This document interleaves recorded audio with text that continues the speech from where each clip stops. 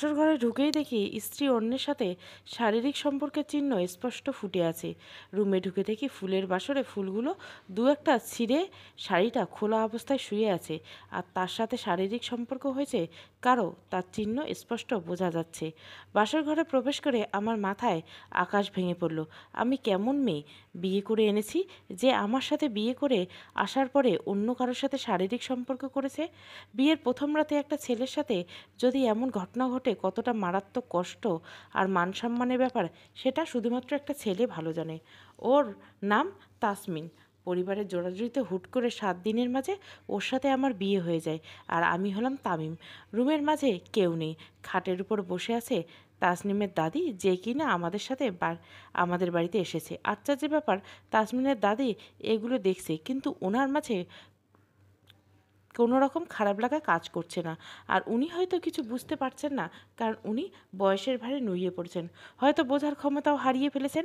বাইরের কাউকে কিছু বললে মান সম্মান যাবে, তাই আমি দাদিকেই বললাম, দাদি আপনি বাইরে যান আর শুয়ে পড়ুন। উনি বাইরে চলে গেলেন। আমি তাসমিনকে ডেকে তুললাম, শুনুন, উঠুন। আমার ডাক শুনে তাসমিন উঠল, উঠে শাড়ি ঠিক করে কোমরে জড়িয়ে বুকে জড়িয়ে নিল। আমি বললাম যে এতটা নির্লজ্জ না হলেও পারতেন।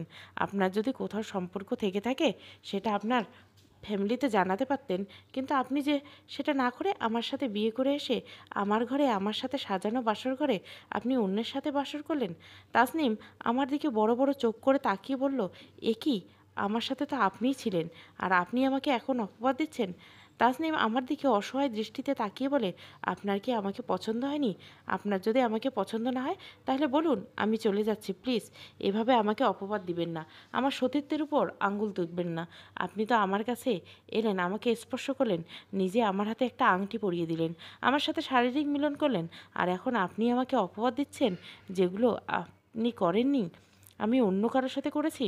আমি অবাক হয়ে তাসমিনের হাতের দিকে তাকিয়ে, সত্যি একটা আংটি আছে। আশ্চর্যের ব্যাপার, আমি এই আংটিটা তো তাসমিনের জন্য বানিয়ে এসেছিলাম বাসর ঘরে ওকে উপহার দেবো বলে। এটা ওর আঙ্গুলে কীভাবে গেল?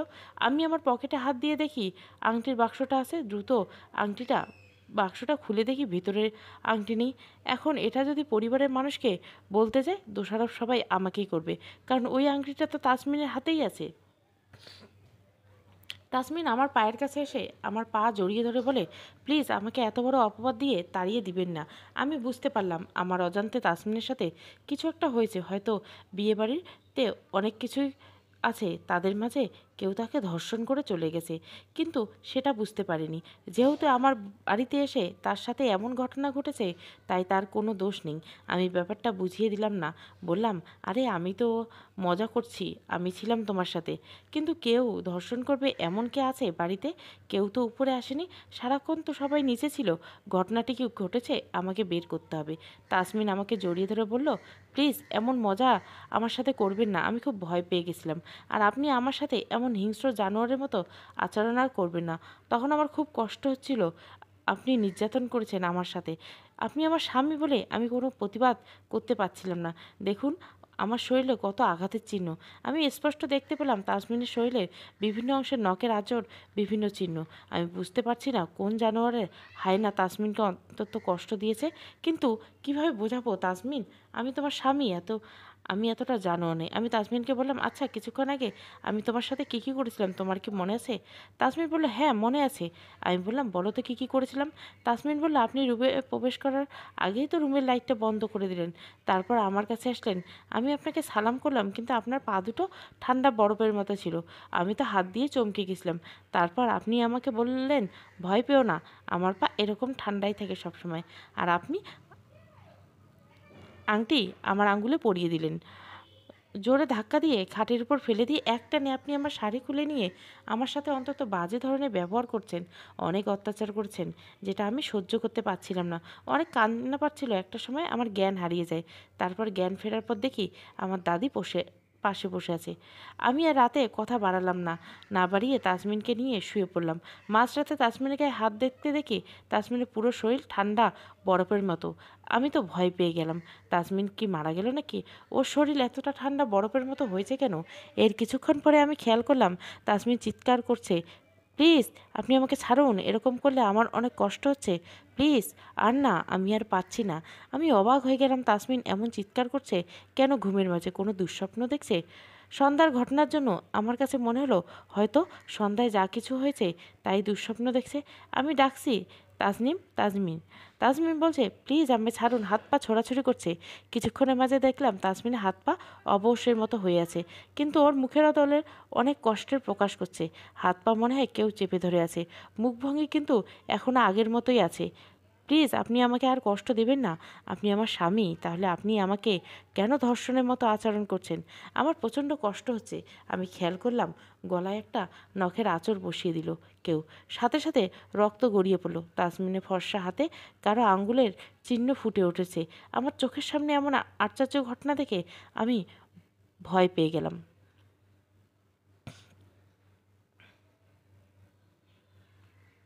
চোখের সামনে অদৃশ্য কোনো শক্তি নিজের স্ত্রীকে ধর্ষণ করছে আর অত্যাচার করছে, আমি কিছুতেই মানতে পারছি না। আমি শুধু দেখছি তাসমিনের অত্যাচারিত হওয়া মুখটা কীভাবে কাকুতি মিনতি করছে নিজেকে বাঁচানোর জন্য। এই কষ্ট হয়তো একটু সহ্য করতে পারছে না। প্রায় 1 ঘন্টা পর তাসমিন হু হু করে কেঁদে উঠল। আমি নিজেই প্রচণ্ড ভয় পেয়ে গিয়েছিলাম। তাসমিনকে কিভাবে বাঁচাবো সেটা কোনো উপায় আমার মাথায় আসছিল না। তাসনিম আমার দিকে তাকিয়ে বলে ওঠে, জানোয়ার কোথাকার, এতটা খারাপ আপনি? আমি আপনার কি ক্ষতি করেছি আপনি আমাকে এভাবে অত্যাচার করছেন? তাসমিন গলায় নখের আঁচড়ের দাগে রক্ত গড়িয়ে পড়ছে। তাসমিনের ফর্সা হাত দুটো 5টা আঙ্গুলের দাগ প্রায় কালো হয়ে রক্ত জমে গেছে। আমি অসহায়ের মতো তাসমিনের দিকে তাকিয়ে আছি। আমি যে তাসমিনকে কি বলবো নিজেই বুঝতে পারছি না। আর এই মাঝরাতে যদি প্রমাণ করতে চায় আমি না অন্য কেউ তোমার সাথে এমন করছে, তাহলে ও ভয় পেয়ে যাবে বা আমাকে বিশ্বাস করবে না, কারণ ও যেহেতু সরাসরি আমাকে উদ্দেশ্য করে কথাগুলো বলছে। আমি তাসমিনকে বললাম, ঠিক আছে, তুমি আমাকে ক্ষমা করে দাও। আমার ভুল হয়ে গেছে, এমনটা আর কখনো হবে না, প্লিজ। আমি অসহায়ভাবে হাত জোড় করে ক্ষমা চাইলাম এবং তাসনিমকে ওষুধ লাগিয়ে দিলাম। ইস, সকালে বাড়ির লোকজন কী ভাববে আমাকে? নিজের বউয়ের শরীরে এরকম আঘাতের চিহ্ন দেখলে বাড়ির সবাই আমাকে জানোয়ার ভাববে। সবার কাছে আমি কিভাবে মুখ দেখাবো? আমার কাছে মনে হলো কোনো খারাপ অদৃশ্য শক্তির নজর পড়েছে তাসনিমের উপর। পরদিন আমি আর অফিসে গেলাম না। সারাদিন তাসনিমকে সময় দিলাম। পরদিন রাত হলো, আমি সিদ্ধান্ত নিলাম আজ রাতে আমি ঘুমাবো না, তাসমিনকে পাহারা দিব, যাতে কোনো খারাপ কিছু তাসনিমকে কিছু করতে না পারে। রাত তখন প্রায় 11:30 বাজে। হঠাৎ করে লোডশেডিং হলো। ঘরটা ঘন অন্ধকার হয়ে গেল। আমি দ্রুত মোমবাতি জ্বালাতে গেলাম। আমি মোমবাতি জ্বালানোর আগে কেউ একজন মোমবাতি জ্বালিয়ে আমার সামনে ধরে ফু দিয়ে নিভিয়ে দিল। মনে করছে হয়তো তাসমিন। এরপর মোমবাতিটা আবার জ্বালালো। অন্ধকার ঘর, কোথাও কোনো সাউন্ড নেই। বাইরে শুধু ঝিঝি পোকার আওয়াজ শোনা যাচ্ছে। বাইরেটাও ঘন কালো অন্ধকার। মোমবাতি হাতে নিয়ে কেউ ধীর পায়ে রুম থেকে বেরিয়ে গেল। মোমবাতির আলোটা তার সামনে ধরা, তাই পিছন থেকে আমি বুঝতে পারছি না যে কে। আমি তার পিছনে পিছনে হাঁটা দিলাম। মোমবাতি হাতে নিয়ে হেঁটে দোতলা থেকে নিচতলায় নামলো। বাড়ির সবাই তখন ঘুমিয়ে পড়েছে। আমি আস্তে আস্তে পিছন পিছন যাচ্ছি যে কে এটা। অন্ধকারে মোটেও বোঝা যাচ্ছে না যে কি। এত রাতে বাড়ির বাইরে কেউ যদি হবে, বাড়ির বাইরে যাবে কেন এত রাতে? এটা যদি তাসমিন হবে, বাড়ির বাইরে কেন যাচ্ছে? সে বাড়ি থেকে বেরিয়ে গেল আলোটা হাতে নিয়ে। আমাদের গেটের থেকে বের হলো। রাস্তার রোড লাইটে স্পষ্ট দেখা যাচ্ছে লম্বা একটা কেউ, কিন্তু কালো। পুরুষ না মহিলা এসব কিছুই বোঝা যাচ্ছে না। আমি কৌতূহল হয়ে ওর পিছন পিছন যাচ্ছি। আমি অবাক হয়ে গেলাম, আলোটা হাতে নিয়ে এমন একা জায়গা গেল।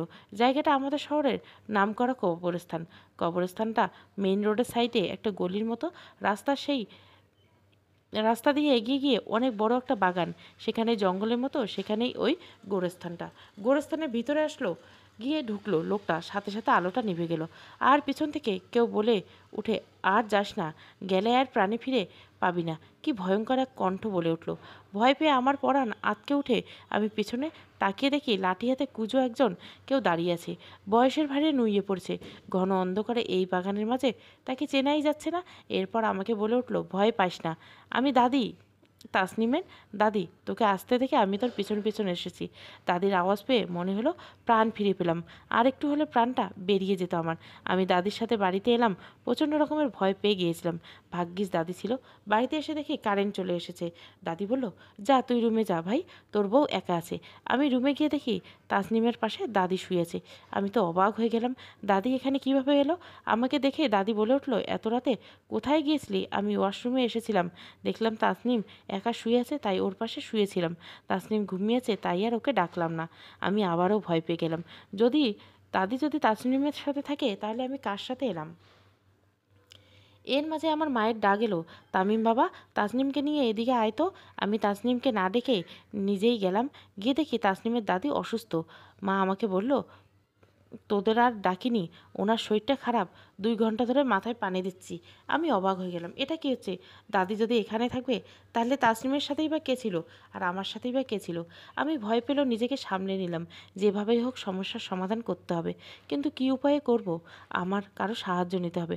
রাত তখন 3টা বাজে। আমি শুয়ে আছি কিন্তু ঘুম আসছে না চিন্তায়। হঠাৎ দেখি তাসনিম পা কসলাতে আর চিৎকার করছে, আপনি কি আমাকে মেরে বিয়ে করছেন? তখনই কারেন্ট চলে গেল। আমার গায়েও হাত তুলছে, প্রচণ্ড মেরেছে আমাকে, আমার সাথে জোর জবরদস্তি করছে, মিলিত হয়েছে। এখন আবার তাসনিমের কষ্ট দেখে আমি আর সহ্য করতে পারলাম না। তাসনিমের গায়ে হাত দিতে মনে হলো বরফের হাত দিয়েছি, এত ঠান্ডা হয়ে গেছে। আর আমাকে কেউ একজন ধাক্কা দিল, এত জোরে ধাক্কা দিল দরজার লক খুলে বারান্দায় গিয়ে পড়লাম। দরজা অটো লক হয়ে গেল। ভয়ে আমার শরীর হিম হয়ে গেল। ভেতর থেকে শুধু আওয়াজ আসছে তাসনিমের চিৎকার। বেশ অনেক টাইম পর দরজাটা নিজের থেকেই খুলে গেল। ভিতরে গিয়ে দেখি অবস্থায় তাসনিম প্রচণ্ড কাঁদছে সে। এবার আমি কিভাবে ক্ষমা চাইবো বুঝতে পারছি না। বারবার এমন হলে তো ক্ষমা চাওয়া সম্ভব না। আমি সিদ্ধান্ত নিলাম তাসনিমকে সবটা খুলে বলবো। আমি কিছু বলার আগে তাসমিন আমাকে বলল, দেখুন, আপনি কি সেই রাগ আমার সাথে এমন করছেন? আমি বললাম, কিসের রাগ? তাসমিন বলল, আমার মনে হচ্ছে গতকালের ব্যাপারটা আপনি জেনে গেছেন। আমি আপনার কাছে লুকাতে চাইনি, কিন্তু ভয়ে লুকাইছি। আমি আপনার কাছে আসার আগে একবার শারীরিক নির্যাতিতর শিকার হয়েছি। আমি বললাম, কীভাবে? তাসনিম না বলল, তা শোনার জন্য আমি মোটেও প্রস্তুত ছিলাম না। বিয়ের দিন প্রতিটা মেয়ের কাছে অনেক সাধনার একটা দিন, কিন্তু আমার কাছে ওই দিনটাই ছিল সবথেকে ভয়ঙ্কর একটা দিন। বিয়ের রাতে প্রতিটা মেয়ের কাছে অনেক সাধনার একটা রাত, কিন্তু আমার কাছে ওই রাতটা কাল রাত। আমাকে যখন বিয়ে করে নিয়ে আসছিল তখনই হঠাৎই আপনাদের বাড়ি থেকে একটা ½ কিলোমিটার দূরে একটা জায়গায় গাড়ি নষ্ট হয়ে ওখানে একটা অ্যাক্সিডেন্ট ঘটে। আমার মনে আছে আপনার? আমাকে রেখে আপনারা সবাই লাশটা হসপিটালে পাঠানোর ব্যবস্থা করেছিলেন, গাড়িতে আমাকে একা রেখে। আমার থেকে আপনারা খানিকটা দূরেই মরা লাশ নিয়ে বেঁচেছিলেন। আমাদের বিয়ের গাড়িটা যেখানে দাঁড়িয়েছিল সেখানে রাস্তার সাইডে বড় একটা গেট ছিল। সেই গেটে রাখা ছিল জঙ্গলের বড় কবরস্থান। আমি জঙ্গলটার দিকে তাকাতেই আমার গা কেমন ছমছম করে উঠছিল। হঠাৎ দেখি গাড়িতে ড্রাইভার নেই, তাও গাড়িটা একাই চলছিল। গোরস্থানের গেট হঠাৎ করে খুলে গেল। তারপর গাড়িটা ভিতরে প্রবেশ করলো। গাড়ির ভিতর থেকে কেউ একজন আমার হাত ধরে টেনে নামালো। আমি না নামার অনেক চেষ্টা করলাম, কিন্তু কিছুতেই তার শক্তির সাথে পেরে উঠলাম না। কিন্তু আমি কোনো মানুষের অস্তিত্ব দেখতে পেলাম না। অদৃশ্য কোনো শক্তি আমার হাত ধরে টেনে নিচে নামলো। প্রচণ্ডভাবে জোর খাটালো আমার সাথে। আমার শরীর হিম হয়ে আসছিল। আমি নিজেকে বাঁচানোর অনেক চেষ্টা করছিলাম, কিন্তু কিছুতেই পেরে উঠছিলাম না। আমাকে টানতে টানতে গভীর জঙ্গলে ভিতরে নিয়ে যায় সে। একটা সময় এমন একটা জায়গায় নিয়ে যায় যেখানে অন্ধকার ছাড়া আর কিছুই দেখতে পাচ্ছিলাম না। চারিদিকে শুধু কবর আরও কবর। বিভিন্ন কবর থেকে বিভিন্ন ভয়ঙ্কর আওয়াজ আসছিল। সেগুলো শুনে আমার শরীর পাথর হয়ে আসছিল। মনে হচ্ছিল এক্ষুনি আমার প্রাণটা বেরিয়ে যাবে। সেই সময় আমাকে 2টো কবরের মাঝে ফেলে খুব খারাপভাবে ধর্ষণ করে। আমি কারো চেহারা বা শরীরের অস্তিত্ব দেখতে পাইনি, কিন্তু আমি কারো অস্তিত্ব অনুভব করছিলাম, যে আমার উপর ভর করেছিল আর আমার সাথে শারীরিক অত্যাচার করেছিল। নিজের বিয়ের দিনে ফুলসজ্জার ঘরে যাওয়ার আগের পথে ধর্ষিত হওয়া একটা মেয়ের কাছে কতটা কষ্টে সেটা আমি গতকালই বুঝেছি, কিন্তু আমি কাউকে বলতে পারিনি। আমি যদি আপনাকে বলতাম তাহলে আপনি বিশ্বাস করতেন না, আমাকে ভুল বুঝতেন। আমি যখন চেহারা বা কোনো মানুষের রূপ দেখতে পাইনি, এটা আপনার কাছে বলতাম অবিশ্বাস্য লাগতো, তবে এটা সত্যি, সত্যি আমি কাউকে দেখতে পাইনি। কে আমার সাথে এমন করলো? আমি শুধু একটা মানুষের ভর বুঝতে পেরেছিলাম যা আমার উপর পড়েছে। তারপর হঠাৎ আমার জ্ঞান হারিয়ে যায়। আমার আর কিছু মনে থাকে না। যখন আমার জ্ঞান ফিরল, আমি গাড়ির ভিতরে আসছি। চারপাশের পরিবেশ সব স্বাভাবিক আছে, কিন্তু আমার সাথে কিছুক্ষণ আগে যেটা ঘটেছে সেটা কেউ বুঝতে পারেনি। আমি সবার হাবভাব দেখে বুঝতে পারলাম। আবার আমার শরীরের চিহ্নগুলো দেখলাম সব স্বাভাবিক হয়ে গেছে। আমি হঠাৎ করে ভাবলাম, আমার সাথে যেটা হয়েছে সেটা কি কোনো দুঃস্বপ্ন, নাকি আসলেই কিছু বুঝতে পারলাম না। আসলে কি আমি ধর্ষিত হয়েছিলাম, নাকি আমি কোনো দুঃস্বপ্ন দেখেছিলাম? আর আমি যদি দুঃস্বপ্নই দেখব তাহলে অ্যাক্সিডেন্টের ঘটনা মনে থাকবে কিভাবে? আমি মনে করছি আপনি আমার সাথে হওয়া খারাপ ঘটনাটা জেনে গেছেন, তাই আপনি ইচ্ছে করে আমাকে শারীরিক নির্যাতন করেন।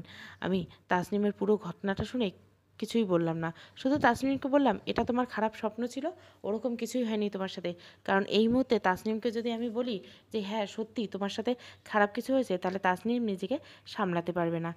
তাসনিম একটি মধ্যবিত্ত ফ্যামিলির মেয়ে, দেখতে খুবই সুন্দর। আমার নাম তামিম, সেটা তো জানেন। আমি একটি বিদেশি কোম্পানিতে জব করি। তাসনিমের বয়স 22 আর আমার 32-এর কাছাকাছি। বিয়ের আগে তাসনিমকে আমি দেখতে যাইনি।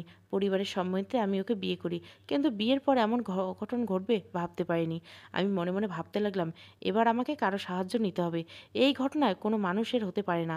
আমার সাথে কাল রাতে যেটা হয়েছে, তাসনিমকে বললে তো ভয়ে মারাই যাবে। বিয়ের ছুটি 1 সপ্তাহ শেষ। 1 সপ্তাহ শেষ, আমি অফিসে গেলাম। অফিস থেকে ফেরার পথে অদ্ভুত একটা জিনিস লক্ষ্য করলাম। আমি তাসনিমকে ফোন দিয়ে বললাম, হ্যালো তাসনিম, আপনার দাদি কোথায়? তাসনিম বলল, দাদিকে খুঁজে পাচ্ছি না, আশেপাশে হয়তো ঘুরতে গেছে।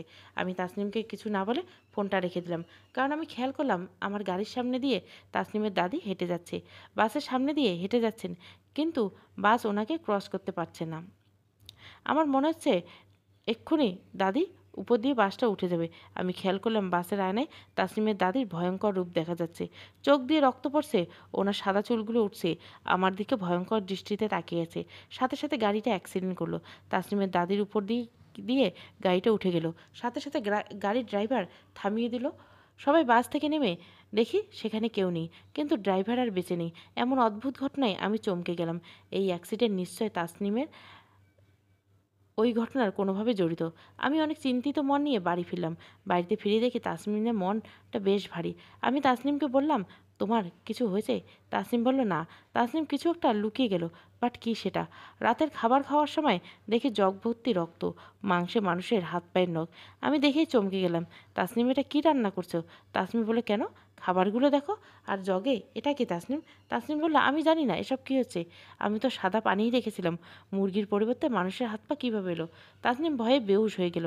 ডাক্তার এনে তাসনিমের কিছু রিপোর্ট করালাম। 3 দিন পরে রিপোর্ট এলো তাসনিম প্রেগনেন্ট। বিয়ের 7 দিন পর নিজের স্ত্রী প্রেগনেন্ট। আমার মাথায় আকাশ ভেঙে পড়ল। এটা কীভাবে সম্ভব? যাকে এখন পর্যন্ত আমি স্পর্শই করিনি, যার সাথে আমার কোনো শারীরিক সম্পর্ক হয়নি, সে কীভাবে প্রেগনেন্ট হতে পারে?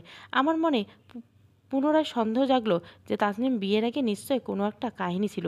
তা না হলে বিয়ের 4 দিন পর কীভাবে প্রেগনেন্ট হয়? আমাদের বিয়ের দিন আসার সময় পথে তাসনিম যদি ধর্ষিত হয়, সেই কারণে প্রেগনেন্ট হলে তো সেটা সম্ভব না। মাত্র 4 দিনের প্রেগনেন্সি বোঝা যায় না, সেটা বুঝতে হলে নিম্ন 1 থেকে 1.5 মাস সময় লাগবে। আমি তাসনিমকে বললাম, তুমি সত্যি করে বলো তো, তোমার কি বিয়ের আগে কারোর সাথে কোনো অবৈধ সম্পর্ক ছিল? তাসনিম বলে, আপনি আমাকে এগুলো কি বলছেন? আমি কোনোদিন কারোর সাথে রিলেশন করিনি, তাহলে কিভাবে আমার কারোর সাথে অবৈধ সম্পর্ক থাকবে? আমি তাসনিমের আরেকটা টেস্ট করালাম, তাসনিমের পেটে কত দিনের বাচ্চা, এটা জানার জন্য। ডাক্তার আমাকে যা দেখালো তা দেখে আমার মাথার উপর আকাশ ভেঙে পড়লো। তাসনিম মাত্র 4 দিনে প্রেগনেন্ট, মানে আমি রিপোর্ট হাতে পেলাম 10 দিন পরে। তার মানে তাসনিম এখন 10 দিনে প্রেগনেন্ট।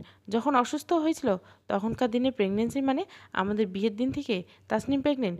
মেডিকেলের রিপোর্ট ভুল বলে না, মেডিকেল সায়েন্স কখনো কোনো ভুল রিপোর্ট আসেনি। তাহলে আমি তাসনিমের দোষ দিব? তাসনিমের কোনো দোষ নেই। আমি আর একবার তাসনিমের রিপোর্ট করতে গেলাম ডাক্তারের কাছে। সত্যি কি ওর পেটে বাচ্চা আছে? আর বাচ্চা কিভাবে, স্বাভাবিক না অস্বাভাবিক?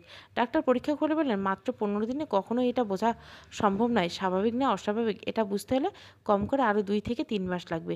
ডাক্তারবাবু বললেন তাসমিনের খেয়াল রাখতে। আমি হতাশায় ভেঙে পড়লাম। যে বাচ্চা আমার নয় সে বাচ্চার খেয়াল আমি কিভাবে রাখবো?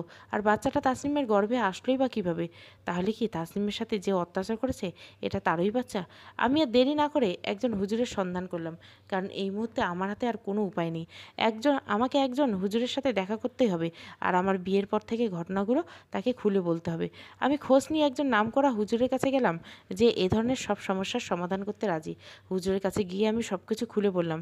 তারপর উনি 5 মিনিট চুপ করে থাকলেন। আমাকে বললেন, তোমার বাড়ির চারপাশ বন্ধ রাখতে হবে, যাতে কোনো অশুভ শক্তি তোমার বাড়ির ভিতরে প্রবেশ করতে না পারে। অনেক খারাপ কিছু হতে চলছে তোমাদের সাথে, এটা থেকে বের হওয়া খুব সোজা হবে না।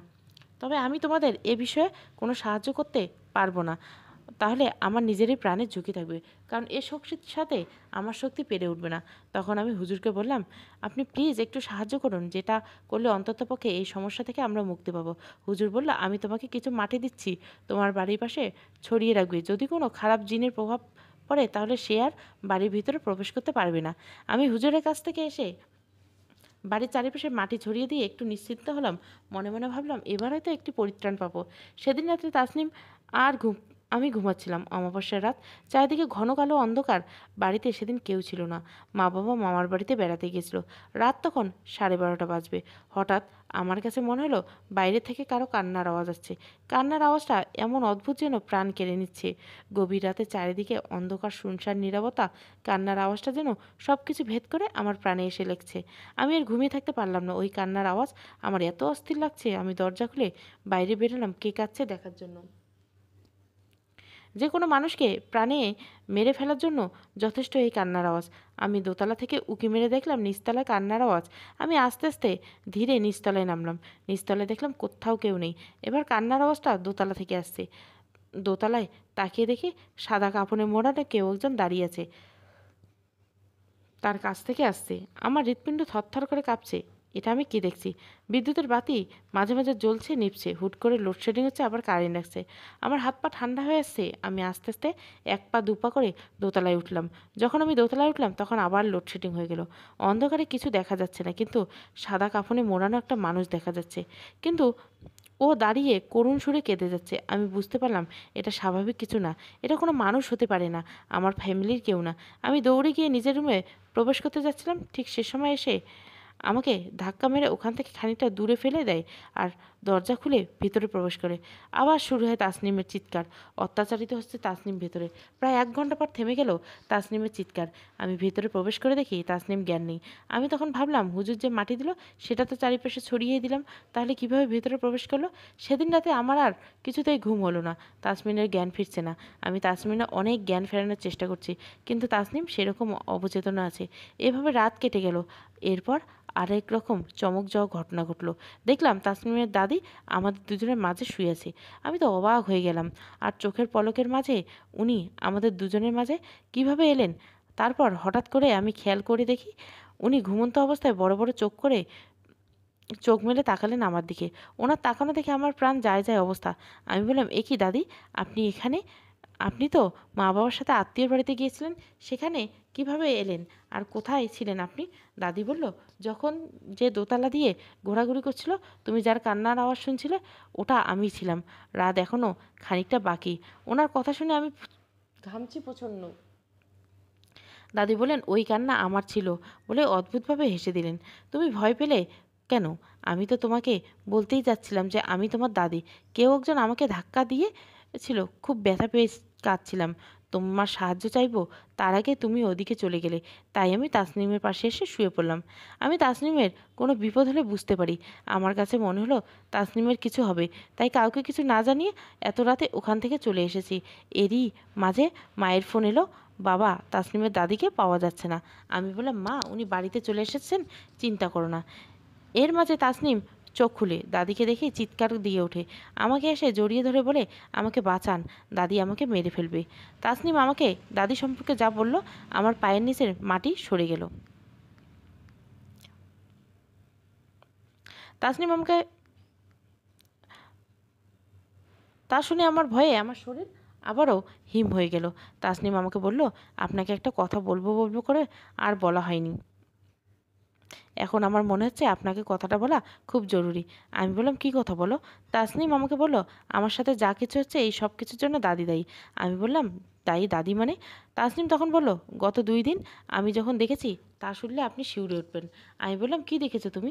তাসনিম বলে, 2 দিন আগে দুপুরে আপনি অফিসে ছিলেন, তখন আমার প্রচণ্ড ভয় ভয় করছিল, কারণ আমি দেখেছিলাম বাথরুমে টুপটাপ পানির আওয়াজ। আমি মনে করছি আমি হয়তো ভুলে বেসিনে কল ছেড়ে দিয়ে চলে এসেছি। আমি তখন ধীরে ধীরে বেসিনের কাছে যাই। আমি বাথরুমের ভেতরে ঢোকার সাথে সাথে দরজা অটোমেটিক অফ হয়ে যায়। আমি দেখি দাদি বাথরুমের ভিতরে গোসল করছে। আমি দাদিকে বললাম, কী ব্যাপার দাদি, তুমি এখানে কিভাবে এলে আর কখন এলে? আমি তো তোমাকে দেখলাম না। দাদি আমাকে অদ্ভুত একটা উত্তর দিল। আমি যেখানে ইচ্ছা সেখানেই থাকতে পারি, আমার কারো অনুমতির প্রয়োজন হয় না। আমি হেসে উত্তর দিলাম, আচ্ছা ঠিক আছে, তোমার যেখানে ইচ্ছা তুমি সেখানেই গোসল করো। আমি এমনিতেই বললাম, তুমি তো কখনো এখানে আসো না। এরপর দাদি মিষ্টি হাসি দিয়ে আমাকে বাথরুমের ভেতর খারাপভাবে স্পর্শ করে। আমি প্রথমে সেটা বুঝতে পারিনি, তাই দাদিকে কিছু বলিনি। আমাকে বারবার জড়িয়ে জড়িয়ে ধরছিল। তারপর আমি দাদিকে বললাম, কী ব্যাপার, এমন করছো কেন? দাদির আচরণ আমার কাছে খুব অস্বাভাবিক লাগছিল। এরপর দাদি হঠাৎ করে সোজা হয়ে খানিকটা লম্বা হয়ে যায়। এরপর দাদিকে আমি শুধু একটা কালো ধোঁয়া হতে দেখতে পাই।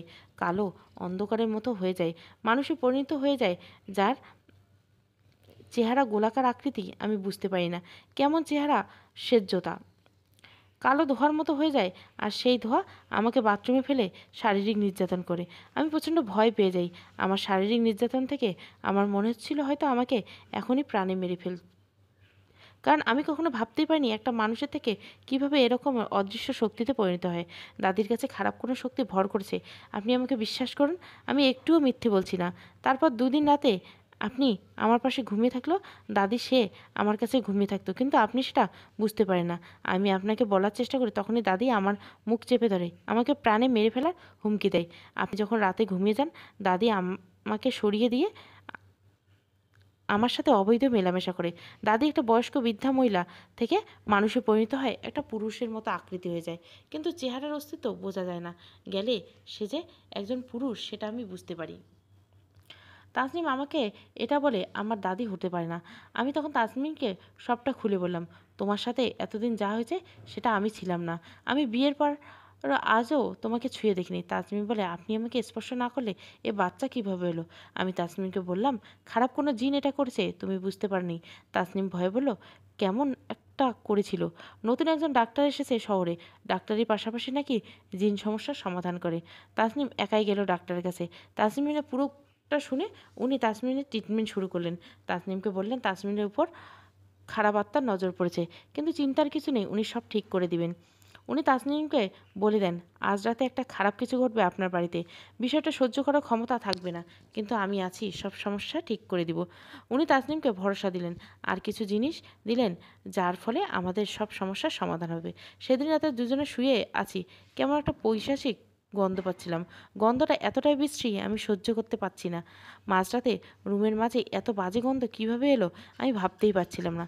আমি আর তাজনিম দুজনে উঠলাম কিসের গন্ধ এটা দেখার জন্য, কিন্তু কোথাও কোনো কিছু পেলাম না, বা গন্ধটা যাচ্ছে না। হঠাৎ মনে হলো আমার পায়ের নিচে কিছু একটা পড়েছে, ভীষণ ঠান্ডা, আর জিনিসটা অনেক নরম। আমি তাকিয়ে দেখি একটা হাত পায়ের নিচে পড়াতে গলে গেল। আমি ভয় পেয়ে তাসনিমকে ডাকলাম। এরপর খাটের নিচে গিয়ে দেখলাম একটা লাশ পড়ে আছে, আর সেটা গলে পচে গেছে, তাই এই গন্ধ বেরো। আজ রাতে খাটের নিচে একটা লাশ দেখতে পেয়ে আমি চমকে উঠলাম। তাসনিম প্রচণ্ড ভয় পেয়ে আমাকে জড়িয়ে ধরে চোখ বন্ধ করে বেহুশ হওয়ার মতো অবস্থা। আমি তাসনিমকে স্বাভাবিক করে বললাম, ভয় পেও না, আমি আছি। খাটের নিচে টর্চ জ্বালিয়ে উঁকি মেরে দেখলাম একটা লাশ পচে বিশ্রী অবস্থা আছে, তার চেহারার কোনো চিহ্ন বোঝার মতো অবস্থায় নেই। নাকে মুখ পেঁচিয়ে তাসনিম আর আমি উকি দিয়ে লাশটা দেখার চেষ্টা করলাম। হঠাৎ করে তাসনিম চিৎকার করে কেঁদে উঠল। গতকালই তাসনিম ওর দাদির ব্যাপারে অনেক কিছু বলছিল। দাদির উপর খারাপ কোনো কিছুর নজর পড়েছে, ওর সাথে অত্যাচার করেছে, কিন্তু আজ দাদির লাশ পাওয়া গেল। এছাড়া এটা তো একদিনের লাশ নয়, নিশ্চয়ই এটা 8-10 দিন আগের লাশ। 8-10 দিন আগে ওনাকে মারা হয়েছে না বলে লাশ দুর্গন্ধ হতো না। তাসনিম প্রচণ্ড কান্নায় ভেঙে পড়েন দাদির জন্য। খুব অস্বাভাবিকভাবে মৃত্যু হয়েছে তাসনিমের দাদির। দেহ থেকে মাথাটা আলাদা করা, চোখ দুটো তোলা, হাত দুটো পা দুটো কেটে খুব ভয়ানকভাবে তাকে মারা হয়েছে। আমি তাসনিমকে বললাম, এটা নিশ্চয়ই খারাপ শক্তির কাজ, কিন্তু যতই খারাপ আত্মার কাজ হোক না কেন আমাদের পুলিশকে জানাতে হবে। এর মাঝে তাসনিমের ফোনটা বেজে উঠল, অপরিচিত কোন নাম্বার। তাসনিম কাঁপা কাঁপা সুরে ফোনটা রিসিভ করলো। ফোনের ওপাশ থেকে একজন অপরিচিত পুরুষকণ্ঠ ভেসে আসে। তাসনিম বলে, কে আপনি? ফোনের অপর পাশের মানুষটা বলে, আজ আমার কাছে এসেছিলে না? আমি ডাক্তার বলছি। আমি বলেছিলাম না আজ আপনাদের বাড়িতে খারাপ কিছু ঘটবে? আমি এটারই ইঙ্গিত দিয়েছিলাম। তাসনিম বলল, আপনি এটার কথা কিভাবে জানলেন? তাছাড়া আমার নাম্বারই বা কীভাবে পেলেন? তখন উনি বললেন, আমি সব কিছু বুঝতে পারি, সব কিছু জানতে পারি। আমি ডাক্তার হলেও এসবের সব অভিজ্ঞতা আমার কাছে আছে। এসব বিষয়ে আমার জ্ঞান অনেক বেশি, যেটা কেউ জানে না। আমি এসব নিয়ে অনেক দিন থেকে রিসার্চ করি, তাই আমি বুঝতে পেরেছি কারো নাম্বার কালেক্ট করা আমার পক্ষে কোনো ব্যাপার না। ডাক্তারবাবু তাসনিমকে বলল, আপনারা তো পুলিশ কেস করতে চাইছেন, থানা পুলিশে কাজ করে কোনো লাভ হবে না, শুধু শুধু পুলিশেরও প্রাণ যাবে। এটা একটা খারাপ আত্মার কাজ। এই আত্মা অনেক ভয়ঙ্কর। এর শক্তির সাথে পেরে ওঠা যে কারো পক্ষে অসম্ভব, তবে আমি পারবো। আমি সর্বোচ্চ চেষ্টা করব। আমার উপর আপনারা ভরসা রাখতে পারেন। তাসনিম বলে, তাহলে আমরা এখন দাদির লাশ কী করবো ডাক্তারবাবু? আপনাদের বাড়ি থেকে জঙ্গলের চেয়ে বড় একটা গোরস্থান আছে না? অনেকটা শিউলি ফুলের গাছ আছে, ওখানে মাটি দিয়ে রাখুন। আমি কোনোভাবে বুঝতে পারছি না কি হচ্ছে আমাদের সাথে, কিভাবে এর থেকে পরিত্রাণ পাবো। আমি আগের দিন যে হুজুরের কাছে গিয়েছিলাম তার কাছে আবার গেলাম। আমি হুজুরকে বললাম, আপনি যা দিয়েছিলেন তাতে কোনো কাজ হলো না। তখন উনি সরাসরি আমাকে বলে দিলেন, আমি আপনাদের কাজ করতে পারবো না। আপনাদের কুকর্মের ফলের জন্য আমি আমার প্রাণ হারাতে চাই না। আপনাদের জন্য অনেক খারাপ কিছু অপেক্ষা করছে। এটা কোনো দিনের কাজ তো আমি হয়তো পারতাম, কিন্তু এটা একটা ভয়ঙ্কর আত্মার কাজ, যে ভয়ঙ্কর পিশাচে পরিণত হয়েছে। ওর মনে কোনো মায়া দয়া নেই, ও যাকে পারে তাকে মেরে ফেলে। হুজুরের কাছ থেকে অনেক মন খারাপ নিয়ে আমি বাড়ি ফিরলাম। কী এমন কুকর্মের কথাগুলো বললেন যার ফল আমাদেরকে ভোগ করতে হচ্ছে? ডাক্তার এখন আমাদের কাছে শেষ ভরসা, ওনার সাহায্য আমাদের নিতে হবে। পরদিন তাসনিম আবার ডাক্তারের কাছে গেল। ওনার পরামর্শ মতো আমরা কাজ করছিলাম। 7 দিন হয়ে গেলে এর মধ্যে কোনো অঘটন ঘটেনি। বাড়িতে ওই খারাপ আত্মার কোনো প্রভাব পড়েনি। হঠাৎ অফিস থেকে ফিরে এসে তাসনিমের মনটা খারাপ। খাটের উপর বসে আছে মাথা নিচু করে। আমি তাসনিমকে বললাম, কি হয়েছে তোমার? আবার কি ওই আত্মা কিছু করছে?